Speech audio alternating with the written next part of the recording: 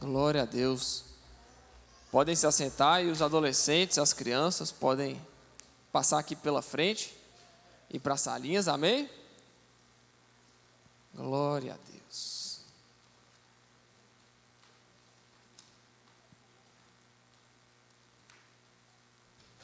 Vocês estão felizes mesmo?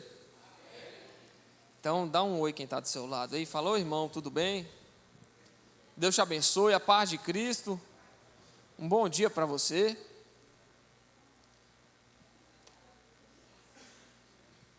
Estou muito feliz que você veio. Amém? Que Deus possa te abençoar. Quero convidar você a abrir a palavra de Deus em Colossenses 3.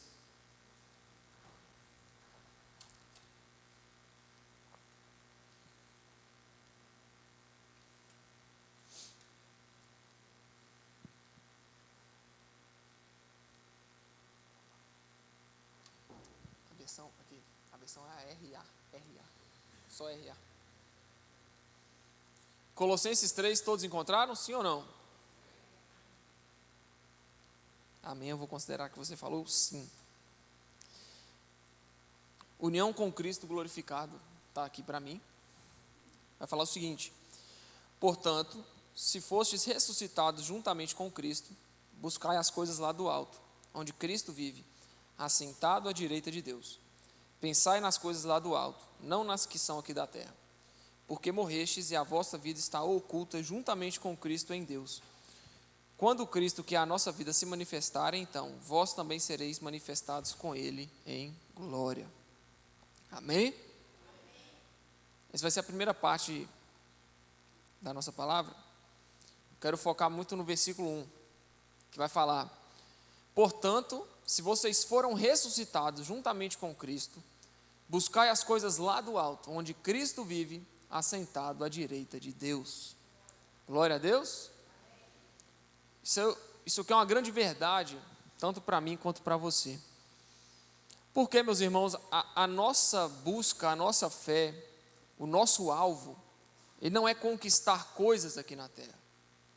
A própria palavra nos instrui que, se nós formos verdadeiramente ressuscitados com Cristo, nós temos que buscar as coisas do alto, as coisas que estão lá em cima. Por quê? Porque é lá onde Cristo vive. Então o apóstolo Paulo, ele está instruindo aqui a igreja, não só a igreja de Colossos, mas também a nós: se vocês foram ressuscitados com Cristo, busquem as coisas de Cristo, as coisas do alto. Não perde tempo com coisas aqui da terra, até mesmo porque Cristo vive lá. Então, se eu estou buscando a Cristo, se eu estou vivendo em Cristo, eu preciso entender que, se Ele está lá, eu tenho que estar lá com Ele, amém?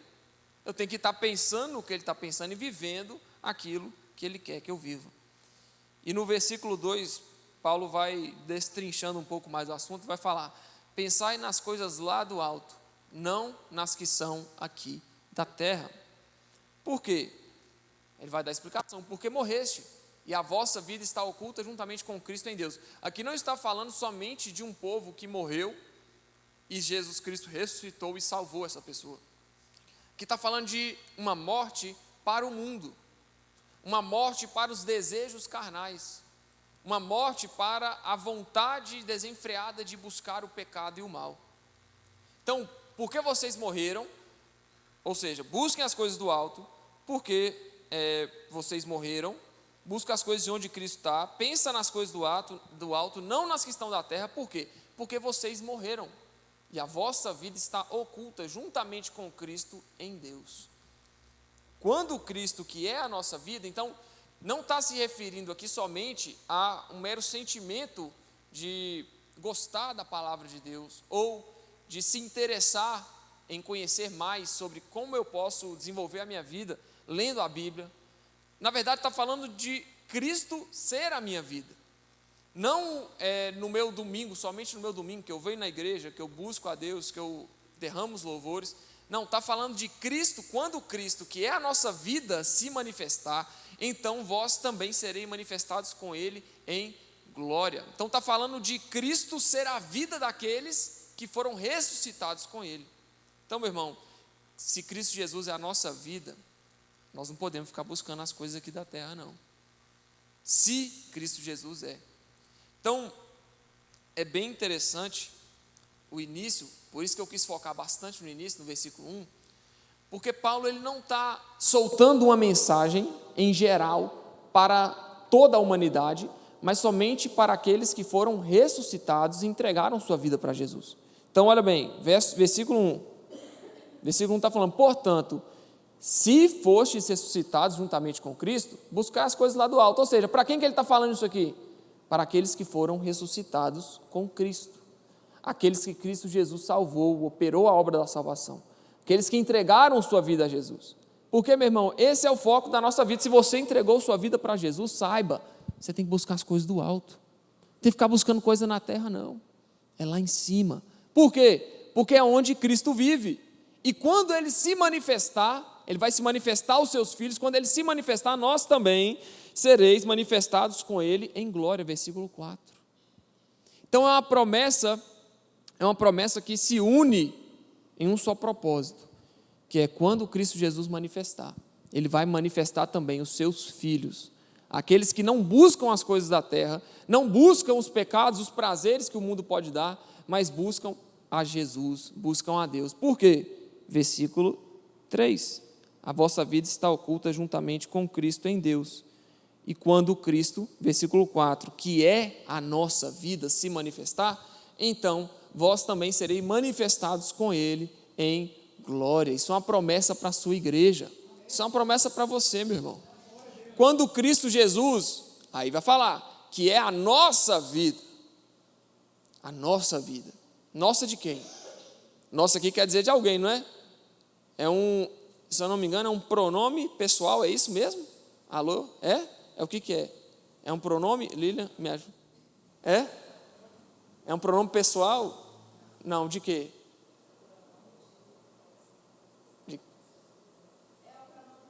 Glória, estou sabendo português, hein?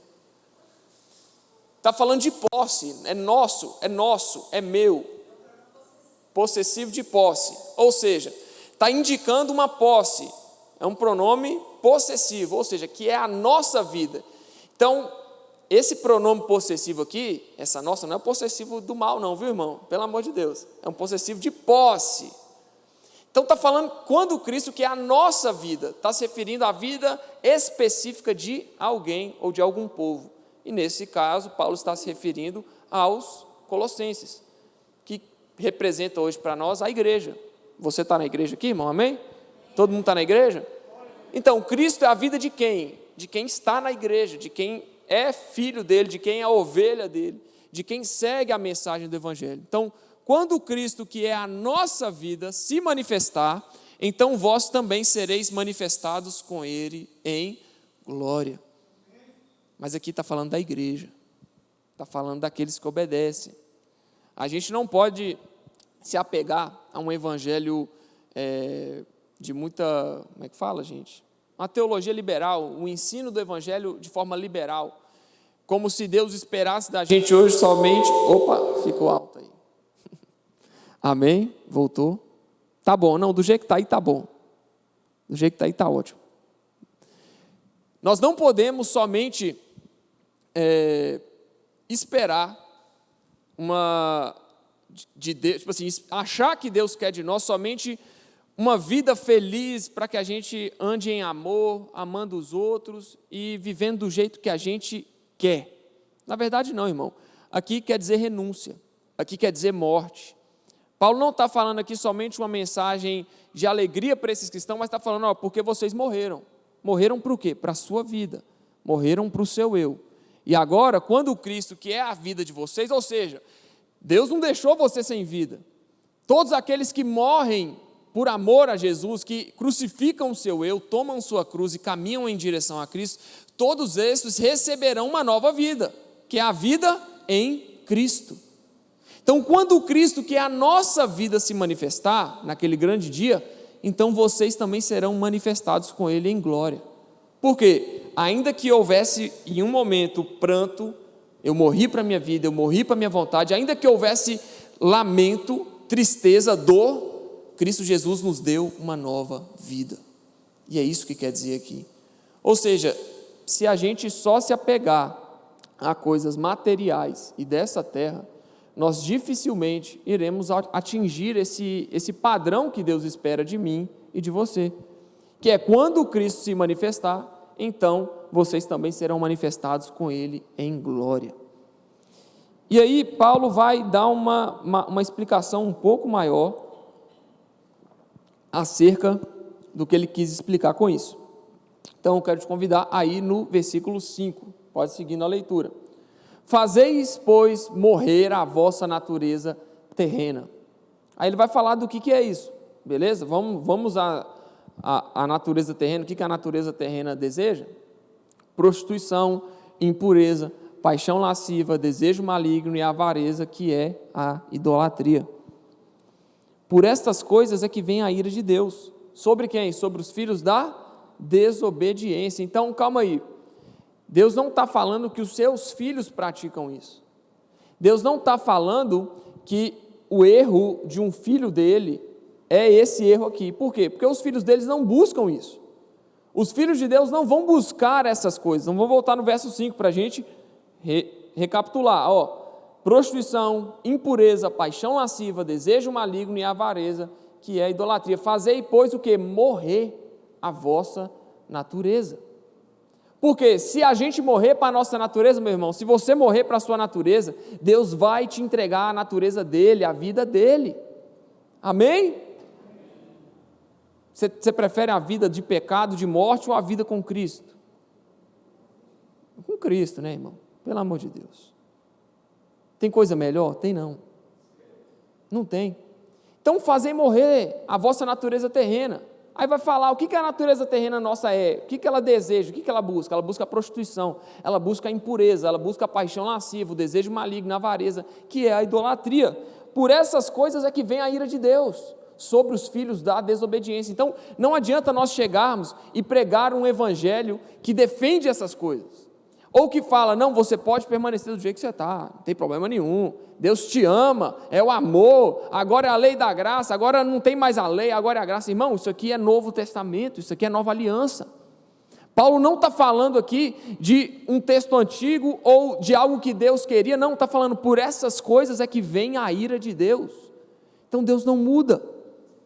Estamos no tempo da graça, no tempo do perdão, no tempo em que Deus não olhou para a humanidade e viu algo bom e decidiu salvá-la, mas veio até a humanidade para salvar, amém? Nós éramos perdidos, estávamos mortos. Então Deus não viu nada de bom em nós para vir nos salvar. Entretanto, Ele vê coisas ruins na humanidade que Ele abomina e que Ele vai derramar ira nos filhos da desobediência.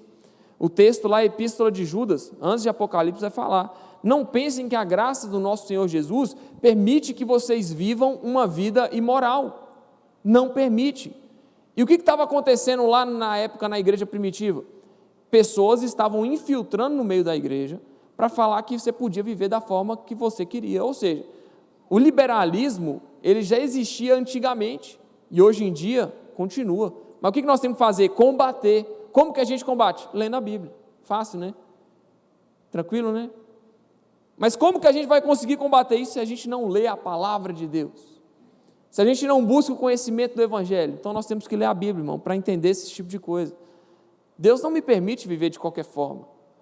Eu não vou pecar mais só para que Deus me perdoe mais e seja mais glorificado por causa do seu perdão. Não, não é assim a dinâmica. Os que nascem do Espírito, eles buscam uma nova vida. Aqueles que morreram com Cristo serão ressuscitados por Cristo. Aqueles que morreram para suas vontades receberão de Cristo a vida dele. Glória a Deus.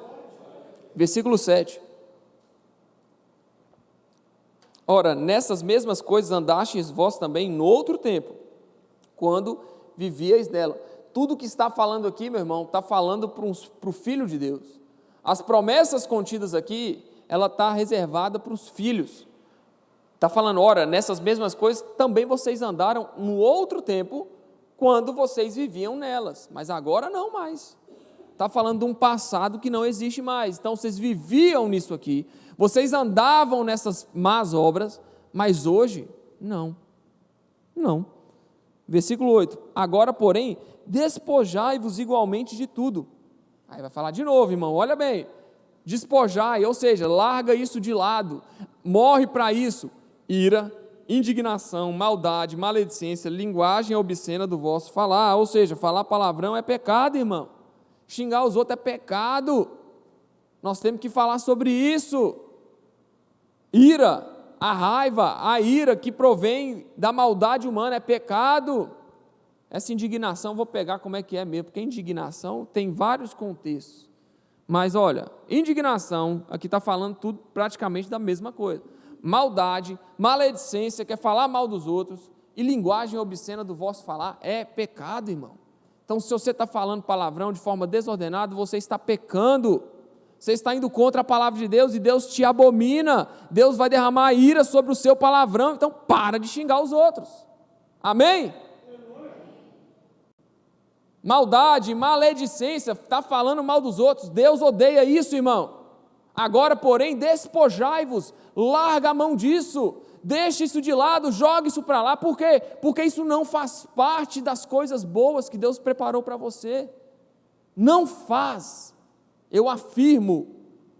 Então, larga a mão disso, sai fora disso, sai correndo disso, não mintais uns aos outros, uma vez que vocês se despiram do velho homem com os seus feitos, e vos revestiram do novo homem, que se refaz para o pleno conhecimento, segundo a imagem daquele que o criou. Está entendendo isso aqui? Por que Paulo está falando? Para vocês não mentir, não falar palavrão, não fazer maledicência, falar maledicência, maldade, indignação, ira, não mentir, uma vez que o quê? No versículo 9, não façam essas coisas, por quê? Porque vocês se despiram do velho homem com os seus feitos. Ou seja, está falando que essas atitudes, essas coisas, são coisas do velho homem. E essas coisas do velho homem, as coisas do velho homem com os seus feitos. E o que fizeram? Versículo 10. Vocês vos revestiram do novo homem, que se refaz para o pleno conhecimento, segundo a imagem daquele que o criou. Está entendendo? Sim ou não?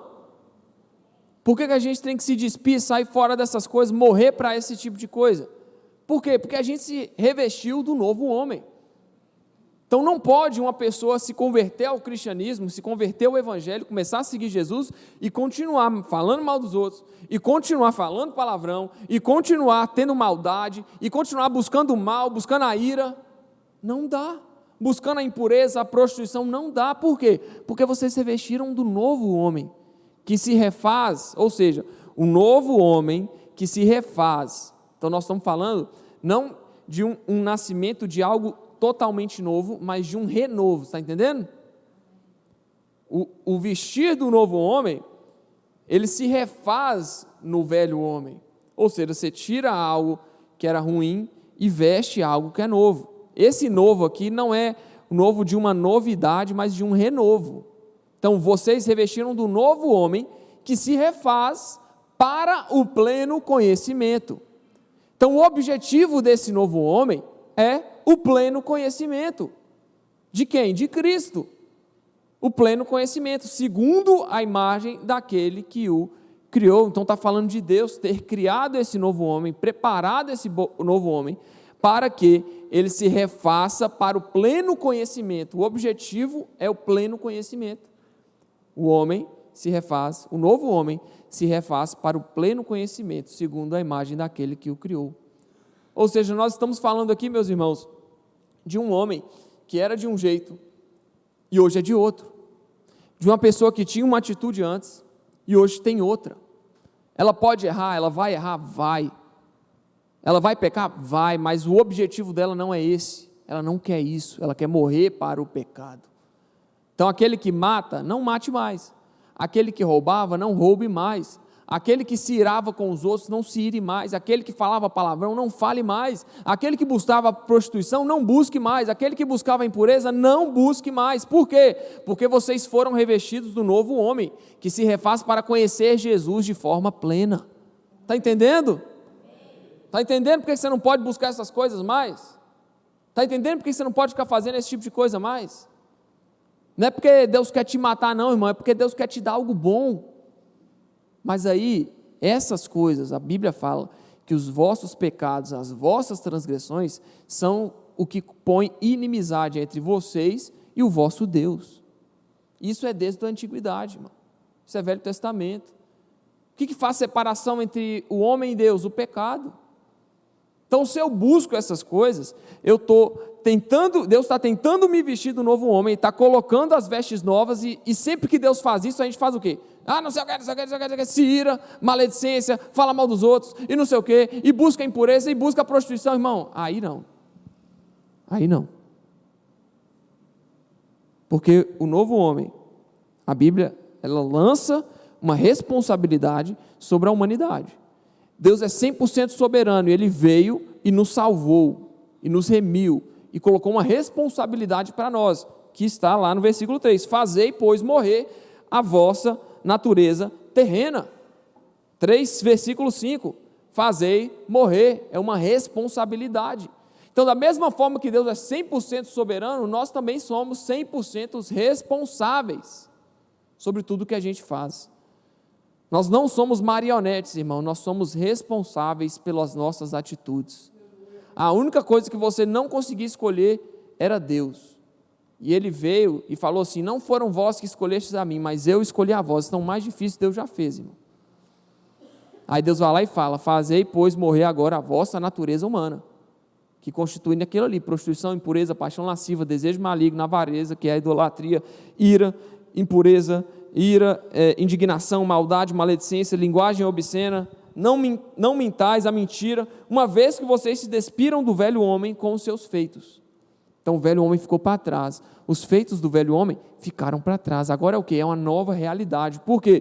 Porque vocês foram revestidos do novo homem. Para qual objetivo? Para conhecer a Deus plenamente, segundo a imagem daquele que o criou. Então, irmão, o Evangelho, a Bíblia fala que Jesus, Ele é o quê? O caminho, a verdade e a vida. Então nós falamos das 3 coisas aqui. Em primeiro lugar, Jesus é o caminho, então é uma caminhada, né? Ele é a porta e Ele é o caminho também. Então Jesus é o caminho, é uma caminhada. Então não é só você ser salvo e falar, não, agora eu estou suave, estou tranquilo, não preciso de mais nada. Não, caminhada. Ele é a verdade, então a gente viu o que é verdade e o que é mentira aqui, né? Então a gente viu que é verdade, o que Deus abomina. E Ele é a vida, por quê? A gente viu também que quando a gente morre, Ele coloca vida dentro de nós. Então a gente viu as 3 características principais de Cristo enquanto o nosso Salvador. Então isso aqui, irmão, tem tudo a ver com a salvação. Isso aqui tem tudo a ver com desfrutar da salvação. Isso aqui tem tudo a ver com a evidência que a gente dá para o mundo que nós fomos salvos. A salvação, ela não se manifesta, irmão, somente pelo cair na igreja, ou por receber uma cura, ou por participar dos cultos públicos, ou por participar das orações, ou por fazer parte de algum ministério da igreja. A salvação, ela não se manifesta dessa forma. A salvação se manifesta quando você cumpre esse requisito. Você se despiu do velho homem e assumiu um homem que se refaz, um novo homem, para as mulheres, uma nova mulher, beleza? Vocês se revestiram de algo novo, de algo diferente, que se renovou para qual objetivo? Para o pleno conhecimento. Então, essa é a evidência de uma vida de alguém que foi salvo. Não adianta a gente chegar e falar, eu fui salvo, e agora eu não preciso me preocupar com mais nada, porque eu ouvi falar que uma vez que eu sou salvo para sempre. Só que, irmão, na igreja está cheio de gente achando que foi salvo e não foi. Está cheio de gente achando que recebeu de Jesus a salvação, mas não recebeu. Por quê? Porque a minha Bíblia fala que a salvação implica em boas obras, e que a fé sem obras é morta. E ela vai mais além e fala, olha, fujam dessas coisas. Por quê? Porque isso aí é a ira de Deus sobre os filhos da desobediência. Deus coloca a sua ira sobre isso. Então a salvação, ela implica em obras. A salvação, ela implica em coisas diferentes. Eu não vou fazer algo bom para receber a salvação, mas eu faço algo bom, por quê? Porque eu fui salvo. Eu não busco mais as coisas dessa terra, e por isso que eu ajo de forma correta, por isso que eu não minto mais, por isso que eu não busco a impureza mais, por isso que eu não falo palavrão mais, por isso que eu não faço isso mais. Por quê? Porque eu fui salvo. Então eu tenho que me revestir do novo homem para que eu desfrute do pleno conhecimento, segundo a imagem de Deus, que me criou. Está entendendo? Está entendendo? Amém ou não amém? Amém. Versículo 11. No qual não pode haver grego, nem judeu, circuncisão, nem incircuncisão, bárbaro, cita, escravo, livre, porém Cristo é tudo em todos. E aqui está falando todos. Qual o sentido do todos? Todos sem exceção ou todos sem distinção? Hein? Cristo é tudo em todos sem distinção. Está falando de grego ou judeu? Circuncisão ou incircunciso? Bárbaro, cita, escravo ou livre? Cristo é tudo em todos. Ou seja, Deus não faz distinção de quem Ele quer operar a salvação ou não, de quem Ele quer operar as boas obras ou não, de quem Ele fez esse chamado para se revestir do novo homem e se despir do velho homem. É todos, sem distinção. Então você é um brasileiro hoje, você é um mineiro, você é um paulista, você é um baiano, é para você também, meu querido. Deus não fez distinção, não, judeu, você tem que se revestir do novo homem. O gentio não sabe o que é isso, então deixa ele quieto lá, ser salvo, sem fazer boas obras. Não, irmão, todos, a humanidade, ela é indesculpável diante de Deus. Todos têm a revelação de quem Deus é, todo mundo sabe quem Deus é, todo mundo sabe o que é bom e o que é ruim, todo mundo sabe aquilo que Deus espera e aquilo que Deus não espera. O pecado, irmão, ele é feito às escondidas, por quê? Porque a pessoa sabe que está errado, sabe, e é por isso que toda a humanidade é indesculpável diante de Deus. Ninguém vai poder chegar lá naquele grande dia e falar: Deus, eu não sabia que isso era errado. Mentira! Deus te criou a imagem e semelhança dele, irmão, então você sabe o que é bom e o que é ruim, você sabe. Está aí dentro. Você não pode chegar para Deus e falar: Deus, eu não sabia que isso aqui era ruim. Como não sabia, se eu te criei a minha imagem e semelhança? Se no seu DNA está lá, o divino está lá no seu DNA, irmão, imagem e semelhança. Você sabe o que é bom e o que é ruim. Então toda a humanidade, ela é indesculpável diante de Deus. Naquele grande dia Deus vai cobrar, e vai vir como um juiz. Mas eu não quero Ele como meu juiz, eu quero Ele como meu advogado. Amém? E eu espero que você também queira isso, porque Deus, enquanto juiz, irmão, ninguém pode contra a mão dele. E Deus, como advogado, também, ninguém pode contra a mão dele próprio.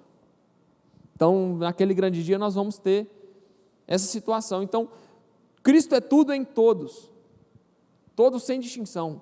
Está falando de judeu, de grego, de brasileiro, de baiano, de mineiro, de... Olha o relógio falando, ouvindo o que eu estou falando, pelo amor de Deus. Deus é tudo em todos, Ele opera em todos. Ele age em todos, não tem barreira mais do judaísmo, porque era isso que o judaísmo, só abrindo um parênteses aqui para a gente explicar isso, porque o judaísmo ele tinha aquela questão da possessão, como Lilian falou, possessão, o nosso, né? É o nosso Deus, só que a possessão do judaísmo era um pouco diferente dessa aqui que a gente falou. Por quê? O judaísmo achava que só ele merecia receber a salvação, e que na verdade Jesus ia vir como Davi, para quebrar com guerra as cadeias dos romanos que os aprisionavam, que não sei o quê, e eles seriam livres. Só que, irmão, Jesus não veio para isso. Jesus veio para estender a salvação a nós, aos gentios, amém? Aí quando ele vai falar de todos aqui, o judeu tinha dificuldade disso. O judeu tinha dificuldade de entender isso, porque ele queria que a salvação fosse só para ele. Não, é para Israel. Mas calma aí, meu querido. Deus estendeu a salvação ao gentio, então você tem que aceitar. Por isso que Paulo vai falar: não pode haver grego nem judeu, beleza, judeus? Não tem nenhum cara que é lá de fora, o gentio, e nem vocês. Não pode nem ter o quê? O circunciso ou o incircunciso, que era o quê? A marca da aliança do Velho Testamento. Então não pode ter nem circuncisão, nem circuncisão. Não pode ter bárbaro, começa a citar bárbaro, cita, escravo ou livre. Cristo é tudo em todos. Ele opera em todos e Ele quer que todos se desponham do velho homem, assumam uma nova natureza com Ele, para o pleno conhecimento dEle, segundo a imagem daquele que nos criou, que foi Deus. Amém? Deu para entender isso? Então ele está dando uma repreendida aqui, ó. Calma aí, judeu, freia aí. Os gentios também vão receber. Aqueles que não receberam a circuncisão, não foram circuncidados quando novos, também vão receber a salvação.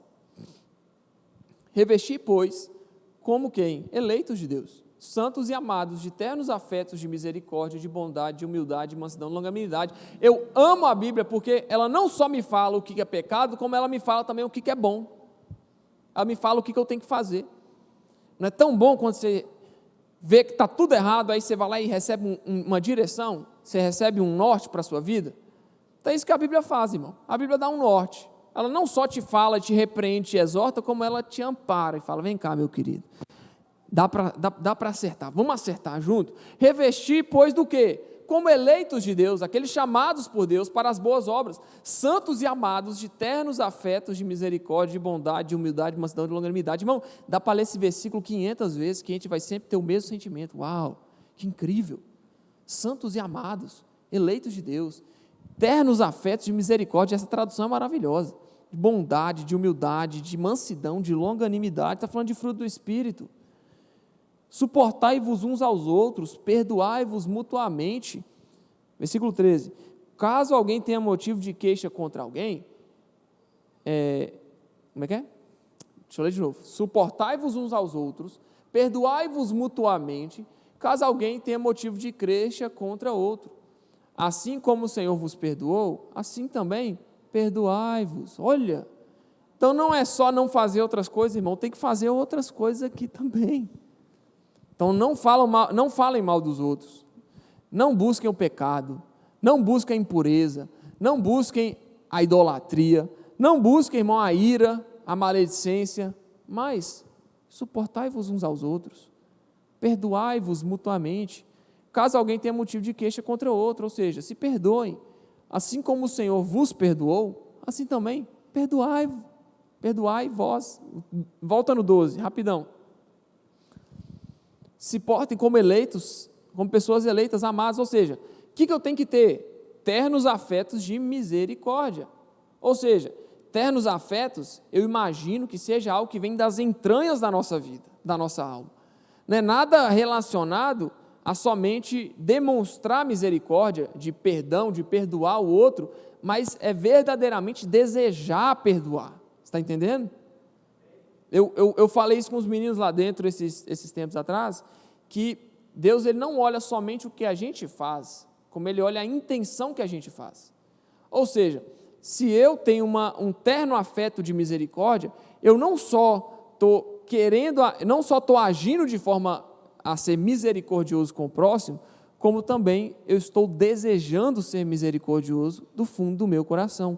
É o que eu chamo de obediência intencional. A gente obedece a Deus de forma intencional.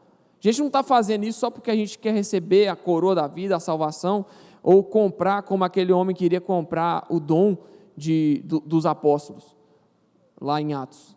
Não, eu não quero obedecer para receber algo. Eu estou obedecendo porque eu nasci de novo, porque eu me tornei um novo homem, me tornei uma nova mulher para as mulheres. Então, ternos afetos de misericórdia. E ele continua, ele vai ser aqui não é um sujeito, né? Aqui o ternos afetos é o que, Lina? Ternos afetos é um adjetivo? É?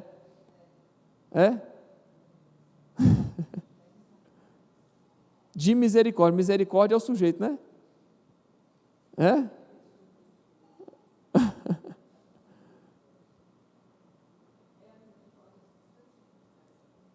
Misericórdia é o substantivo.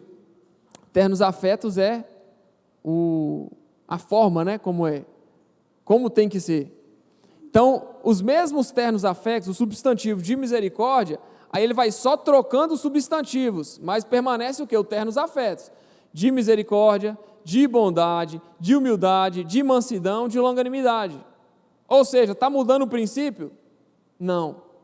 E aqui eu quero que você entenda, ternos afetos, vontade, obediência intencional, a vontade de obedecer, vontade de ter misericórdia, vontade de ser bom, vontade de ser humilde, vontade de ser manso, vontade de ser longânimo, paciente. Está entendendo, irmão?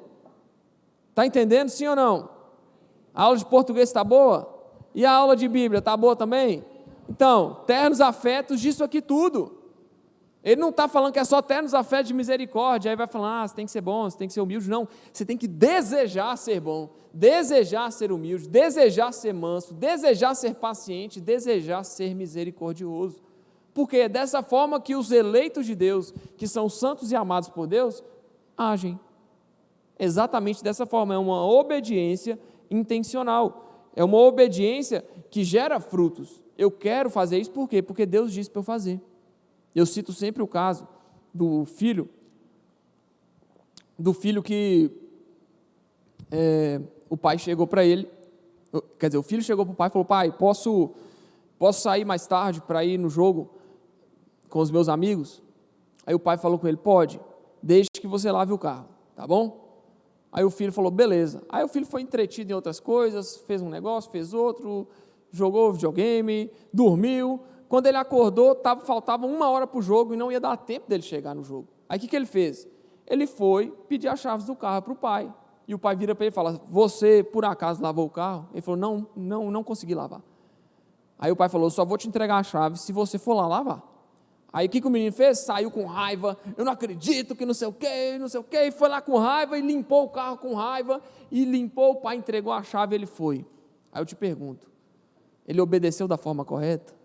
Não, porque ele obedeceu com opressão, ele obedeceu porque ele só queria o benefício da obediência dele, ele não tinha a intenção de obedecer o pai, ele tinha a intenção de receber o que a obediência dele ia dar, que era o quê? A chave do carro para ele ir para o jogo com os amigos. Só qual que é a obediência que Deus se agrada? É a obediência intencional, é a obediência de eu querer obedecer, de eu querer fazer conforme Deus me fala, e é exatamente isso aqui, ou seja, ternos afetos quer dizer, você quer fazer isso, você tem um interesse, você não vai fazer isso, você vai perdoar o próximo, ai Jesus, eu tenho que perdoar, pelo amor de Deus, eu não quero perdoar esse homem não, eu não quero perdoar não, porque não tem jeito, olha o que ele fez comigo, aí eu viro para você e falo, olha o que você fez com Deus no Éden, olha o seu pecado, você acha que você é melhor que Deus? Acha? E Deus te perdoou como? Do fundo do coração. Não só isso, como Ele nos perdoa e nos ama com amor sacrificial, Ele morre numa cruz para isso. E Deus prova o seu amor por nós dessa forma, morrendo na cruz por nós, demonstrando com ações que Ele verdadeiramente queria morrer por nós, tinha um interesse, tinha a intenção e ia fazer isso e ninguém ia parar Ele. É uma intencionalidade, e Deus quer isso em você.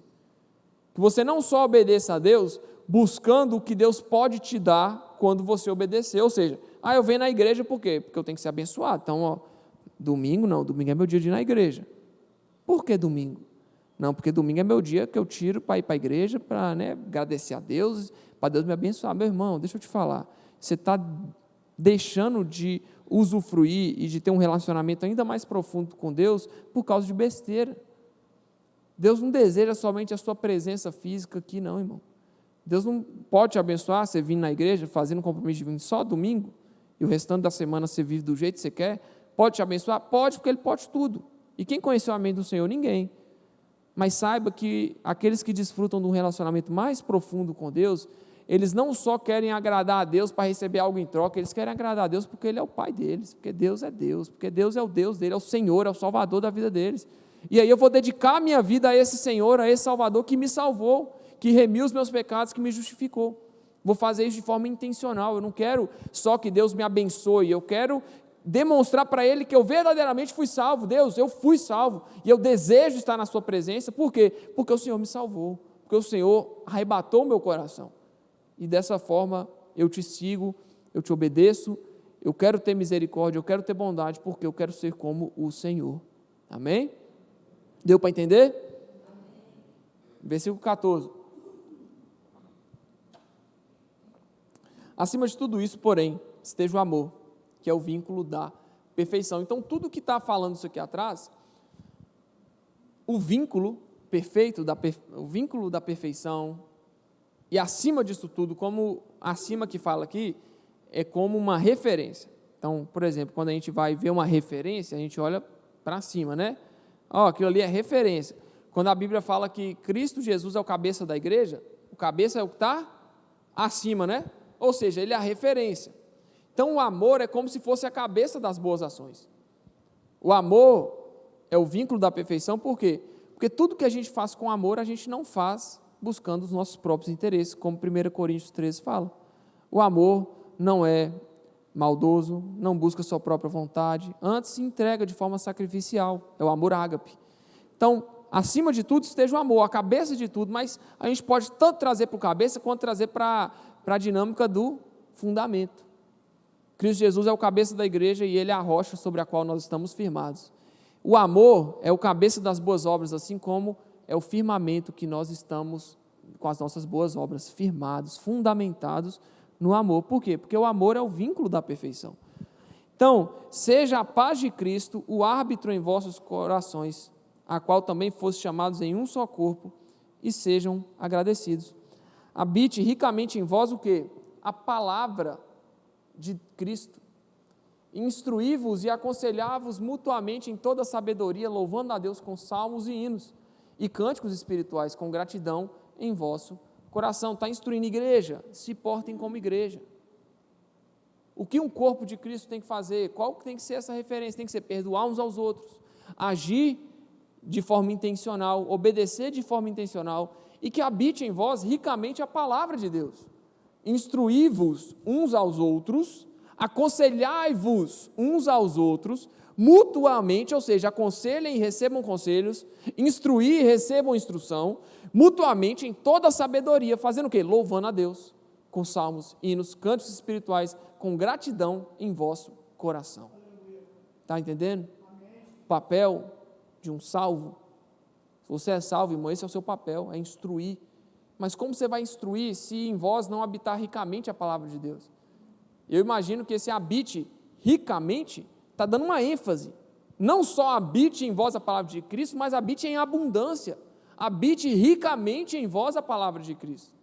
Porque dessa forma, se você fizer isso, se a palavra de Cristo habitar em vós de forma rica, de forma soberana, de forma abundante, vocês vão conseguir instruir e aconselhar-vos uns aos outros mutuamente em toda sabedoria, louvando a Deus com salmos, hinos, cânticos espirituais, com gratidão em vosso coração. Isso é o que Deus espera. E tudo o que fizerdes, seja em palavra, seja em ação, fazei-o em nome do Senhor Jesus, dando por Ele graças a Deus Pai. Amém? Então, se nós buscamos, isso aqui está tudo num contexto só. Aqui a gente tem as divisões de capítulo e versículo. Entretanto, quando Paulo foi escrever isso, ele não fez essa divisão exata. A gente pega a carta, é uma carta ao povo de Colossos. Não foram duas cartas, igual foi com Timóteo, igual foi com aos Tessalonicenses. Foi uma carta só, ou seja, Paulo está falando de uma vez só. Então, tudo tem o quê? Uma lógica, um contexto. Então, quando a gente chega nesse final, a gente entende o que Paulo está falando. Porque se tudo que a gente faz, seja em palavra, falando, ou em ação, agindo, fazem o quê? Em nome do Senhor Jesus, dando por Ele graças ao Deus Pai. Ou seja, se tudo que eu faço tem que apontar para Cristo, tem que apontar para Deus, então tem que ser de forma excelente, tem que ser com amor. Eu vou fazer maldade com o outro em nome de Cristo, irmão? Não. Eu vou falar palavrão em nome de Cristo? Depois que você solta um palavrão, você fala glória a Deus por esse palavrão? Não, né? Eu imagino que não. Se você fizer isso, eu vou falar com você, irmão. Você não é crente, não. Você vai falar. Você vai fazer maldade com o outro em nome de Cristo? Sim ou não? Não. Eu não vou nem fazer maldade. Tem que partir daí, não é? Você vai buscar as paixões carnais, as impurezas, a impureza sexual, a impureza no pensar, a lascívia, os desejos desenfreados da carne, o desejo de lesar os outros para enriquecer. Você vai fazer isso para dar glória a Deus? Você vai mentir dar glória a Deus, irmão? Não, né? Não, né? Então, se tudo que a igreja tem que fazer, tem que apontar para Cristo, seja em palavra ou ação, tem que fazer em nome do Senhor Jesus, dando por Ele graças a Deus Pai, tem que ser tudo bom. Porque tudo o que vocês fazem em nome, o que é fazer em nome? Você já parou para pensar nisso? Não é só falar em nome de Jesus, leia a Bíblia. Em nome de Jesus, pode ir embora para suas casas. Não é tudo que vocês fazem em nome do Senhor Jesus. Em nome quer dizer o quê? Representação. Então eu estou pregando aqui em nome do Senhor Jesus. Ou seja, não é ele que está pregando, mas ele envia os pregadores. Está entendendo? Então você percebe a importância e o nível de comprometimento que nós temos que ter enquanto discípulos de Cristo. Porque se a gente faz em nome do Senhor Jesus, a gente pode dar bom testemunho ou mau testemunho. Aí é o que a gente vê essas atrocidades aí no mundo, de pastores com diversos pecados, ensinando coisas totalmente contrárias. Eles estão falando em nome do Senhor Jesus? Não. Mas a humanidade não entende isso. Aí o que as pessoas falam? Todo pastor é ladrão. Por quê? Porque viu o atribulado dando mau exemplo lá fora. Porque ele estava lá tentando falar em nome do Senhor Jesus, estava lá se posicionando em nome do Senhor Jesus, mas buscando os seus próprios interesses. Aí a galera faz o quê? Generaliza. E esse é o problema. Por isso que o amor de muitos vai se esfriar. Por quê? De onde tinha que prover amor, está faltando, que é da igreja. Mas o bom exemplo, ele deve ser cultivado e preservado no ensino da Escritura e na representação diante da sociedade. Então, se você é crente, meu irmão, tudo que você faz, as pessoas sabem que você é crente, fazer em nome do Senhor Jesus, ou seja, representando Jesus. Sempre que você for agir de alguma forma na sua casa, no ambiente familiar, no seu trabalho, na sua faculdade, na sua escola, nos ambientes que você frequenta, tudo que você faz, lembre-se, você está fazendo como uma representação do Senhor Jesus. Chegou lá, irmão, o que Jesus faria agora? Tenta pensar nisso. Será que Jesus ia rebater da mesma forma? Ou será que Jesus ia permanecer manso, humilde e misericordioso? Eu acho que Jesus não muda o jeito dele de agir. Prova disso foi os 3 anos que ele passou na terra sendo perseguido pelo povo que ele veio para pregar a palavra. O povo que Jesus veio salvar perseguia ele, irmão, e ele permanecia, fino, intacto. Nada abalava ele, porque Deus era a rocha dele. Quer dizer que Jesus não sentia nada? Ele sentia, irmão. Jesus sentia as limitações do corpo físico. Então ele sentia tristeza, ele sentia medo, ele sentia a perseguição, ele chorava, ele sentia alegria. Tudo o que você sente, ele sentiu, irmão. Tudo. Mas a verdade é que o sentimento de Jesus não parou a ação dele. O sentimento que ele tinha não parava ele. Então ele podia até fazer as coisas com medo, mas fazia. Ele podia estar sentindo medo de alguma pessoa pegar ele, fazer algum mal para ele, mas ele sabia que Deus ia proteger e ele ia continuar pregando a palavra. Então Jesus não estava livre das limitações que eu e você temos fisicamente. Deus é onipotente? É. Deus é onisciente? Deus é onipresente? Mas Jesus estava limitado na forma humana. Então Jesus, ele não era onipresente na forma humana, mas depois ele ficou, depois que ele foi com o corpo glorificado, amém? Então quando eu falo de limitação física é nesse sentido. Então, se tudo que a gente faz tem que ser em nome do Senhor Jesus, o que Jesus faria em nosso lugar? Como que ele iria agir? Ele não muda. Mesmo sofrendo, mesmo tendo essas limitações, enquanto ele estava encarnado aqui na terra, ele não mudava o seu jeito de agir. E essa é a beleza do Evangelho, irmão. É Jesus nos habilitando para agir como Ele. Para agir em nome dEle. Dando por Ele, graças a Deus Pai. Ou seja, além da gente agir, representando o Senhor Jesus, tudo que a gente fizer, faça representando o Senhor Jesus, dando por Ele. Ou seja, é meio que falando assim, Jesus não está aqui agora, fisicamente, para fazer algo para se representar próprio, para ele ser mesmo o próprio representante de si mesmo, e ele também não está aqui fisicamente para dar glórias e graças a Deus Pai. Entretanto, ele nomeia ministros, líderes, para representá-lo e dar glória a Deus por ele, amém? É isso que está falando aqui, fazei-o em nome do Senhor Jesus, dando por ele, representando ele, graças a Deus Pai. E esse é o papel de vocês, irmão. Esse é o papel da igreja. Então, se eu posso dar uma última, gosto de usar a palavra difícil, a última admoestação a vós, eu vos instruo a guardar a palavra de Deus, como diz no Salmo 119, É 119? Escondi a tua palavra em meu coração, para não pecar contra ti. Então, lá no Salmo 119, 11, está falando isso. Que habite em vocês, a mesma coisa que Paulo instruiu ao povo de Colosso, eu instruo a vocês, povo de Deus de Teoflotone. Que habite em vocês ricamente a palavra de Deus. Que habite em vocês absolutamente, abundantemente a palavra de Deus. Para que vocês permaneçam firmes e façam tudo por amor, em nome de Deus. Amém? Glória a Deus. Aplauda o Senhor Jesus.